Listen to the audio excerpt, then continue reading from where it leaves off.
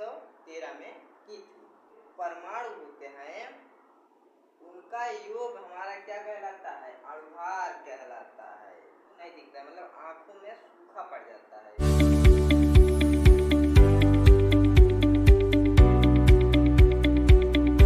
Shubham education में आपका स्वागत है। तो नमस्कार दोस्तों, तो आज हम जानेंगे विटामिन ए। यह क्या है? विटामिन ए की खोज किसने की थी? विटामिन ए का रासायनिक नाम क्या है? विटामिन जो है यह क्या है? तो इसके बारे में आज हम लोग जानेंगे। किसके? विटामिन की पूरी जानकारी जानेंगे आज हम लोग, महत्वपूर्ण। तो चलिए देखते हैं।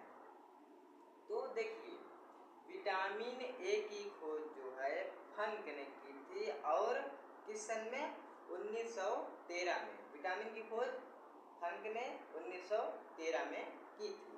तो यह रहा खोज इसका। फिर इसके बाद रासायनिक नाम क्या है इसका? तो रासायनिक नाम रेटिनॉल, जो कि विटामिन ए का रासायनिक नाम है। तो समझना आया?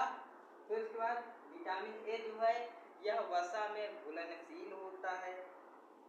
विटामिन ए जो है यह वसा में घुलनशील होता है। फिर उसके बाद इसका जो द्रवणांक होता है वो 60 से 64 डिग्री सेल्सियस तक का होता है। अब देखिए, अब आप लोग कहेंगे द्रवणांक है क्या?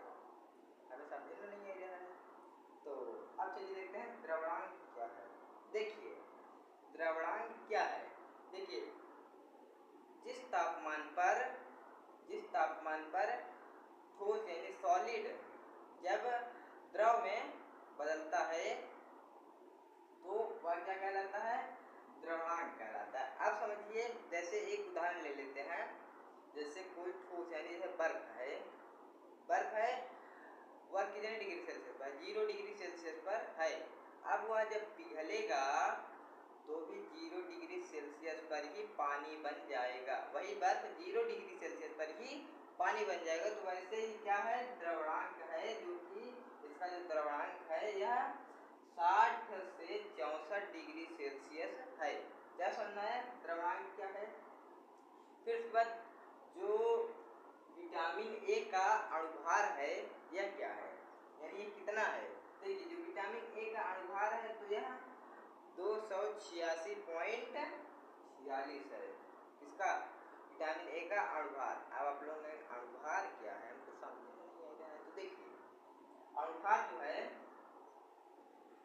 अणुभार मतलब अणु के अंदर जो परमाणु होते हैं उनका योग हमारा क्या कहलाता है? अणुभार कहलाता है। समझ रहे हैं ना? यानी अणु के अंदर जो परमाणु होते हैं उनका जोड़ यानी योग क्या कहलाता है? परमाणु कहलाता है। तो वही उसका पूरा अंदर का जोड़ के पूरा इतना आ गया, बस काम खत्म। सिंपल सा है यार।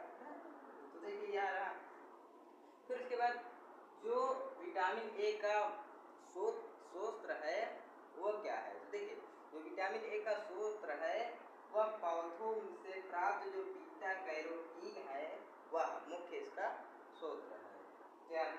फिर विटामिन ए की कमी से कौन सा रोग होता है? तो देखिए, विटामिन ए की कमी से रतौंधी का रोग होता है। अब आप लोगों के रतौंधी क्या है? तो देखिए, रतौंधी जो है वह रात में ना दिखाई देना।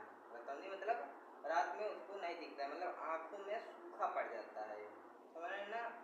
इसलिए रात को नहीं दिखता है, और इससे जब अंधेरा हो जाता है तब नहीं दिखता है। तो यह क्या कहलाता है? रतौंधी। इसकी कमी से, विटामिन ए की कमी से यह होता है। इसकी पूर्ति के लिए आप पौधों में, अभी हमने बताया इसका स्रोत यानी बीटा कैरोटीन है, और भी जैसे गाजर उजर हो गए तो ये सब खाएंगे तो कुछ सही हो जाएगा। पीला पक्का जैसे जो कि आ रहा है गर्मी में, हाँ, तो यह सब खाने से यह ठीक हो जाएगा। तो यह हमारा विटामिन ए है जो यह। तो यह आपको समझ आया, तो इसका एक स्क्रीनशॉट ले लीजिए।